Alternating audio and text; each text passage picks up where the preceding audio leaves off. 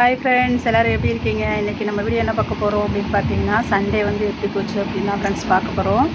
இன்றைக்கி சண்டே எப்படி போணுச்சுன்னா ரொம்ப அலச்சல் தான் ஃப்ரெண்ட்ஸ். என்னென்னு பார்க்குறீங்களா, பாப்பாவுக்கு வந்து நைட்டு ஃபுல்லாக இருமை. அதனால் வந்து காலையிலேயே எழுந்திரிச்சதும் டீயை மட்டும் போட்டு குடிச்சிட்டு வீட்டில் ஒரு பொருள் கூட எடுத்து வைக்கல, பாயை கூட சுட்டலை. எல்லாத்தையும் அப்படியே போட்டு டீ மட்டும் போட்டு குடித்தேன், அவ்வளோதான். அதோட பாப்பா கிளப்பிட்டு நானும் கிளம்பிட்டேன். பெரிய பாப்பா வந்து அம்மா வீட்டில் இருக்காங்க. என் வீட்டுக்காரங்க வந்து நேற்று வேலைக்கு போனவங்க தான், இன்னமும் வரல. சரின்னு சொல்லிட்டு காலையிலே கிளம்பி போயிட்டு இப்போ மணி வந்து 11:30 ஆகுது.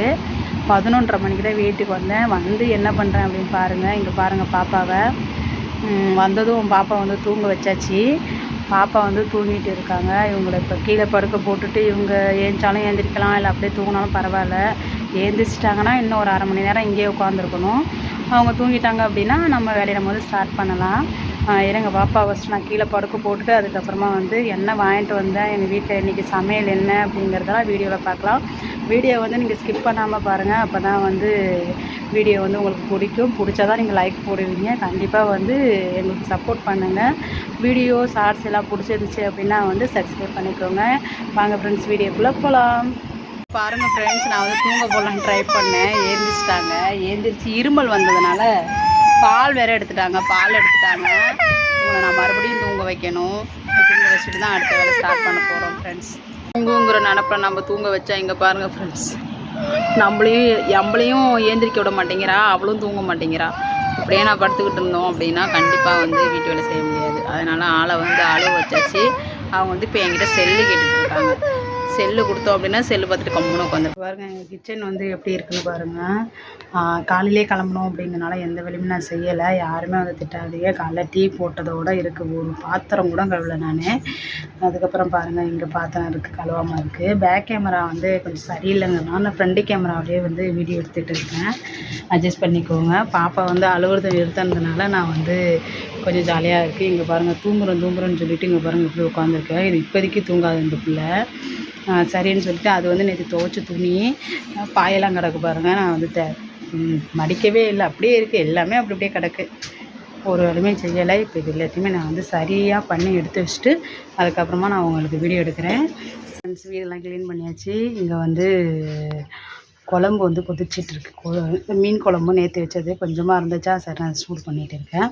தண்ணி பிடிச்சி கொண்டு வைக்கணும். அப்புறம் உள்ளே வாங்க. உள்ளே பார்க்குறோம் அப்படின்னா இங்கே பாருங்கள், உள்ளெல்லாம் எல்லாத்தையும் எடுத்து வச்சுட்டு கூட்டிட்டேன். சுத்தமாக கூட்டியாச்சு.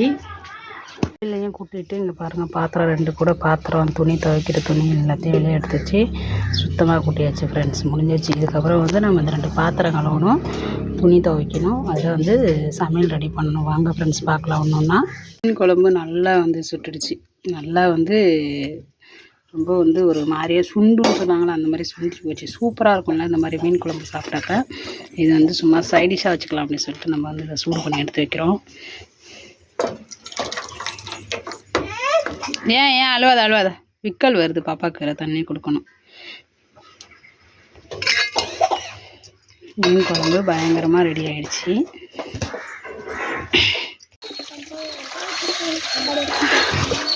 என்ன பண்ணுற?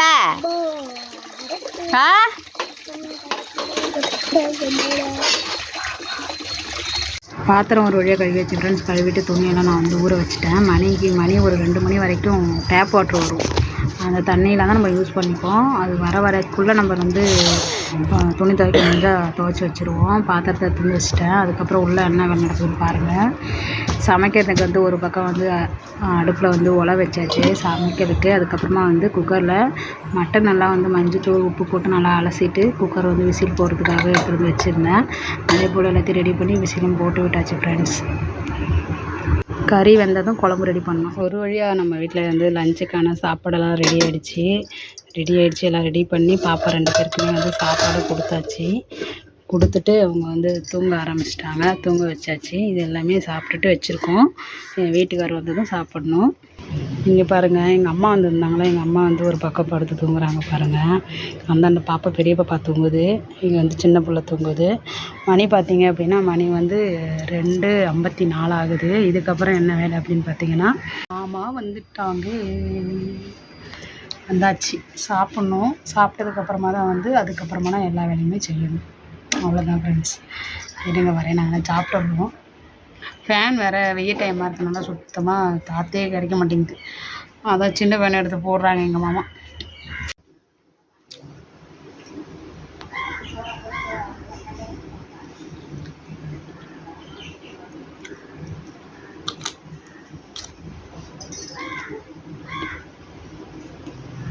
எழுப்பி விட்டுறாத.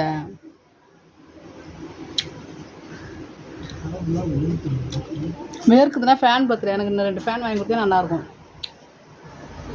அது தெரியா?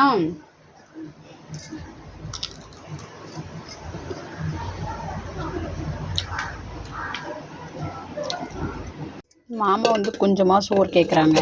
நம்ம வந்து இப்போ வந்து கொஞ்சமாக சோறு எடுத்துகிட்டு போய் கொடுக்க போகிறோம். ஏன்னா மணி 3 ஆயிடுச்சுல்ல, அவங்க மேக்ஸிமம் சாப்பிட்ருப்பாங்க. அதனால் இப்போ கொஞ்சமாக தான் கேட்குறாங்க. அதனால் நம்ம கொஞ்சமாக எடுத்துகிட்டு போவோம். சோறு கொஞ்சமாக போட்டாச்சு.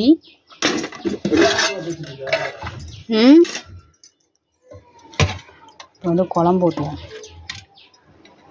குழம்பு வந்து எப்படி இருக்குன்னு தெரில, பார்க்குவோம். சாப்பிட்டுட்டு சொல்லுவாங்க நல்லா இருக்கா என்னான்னு.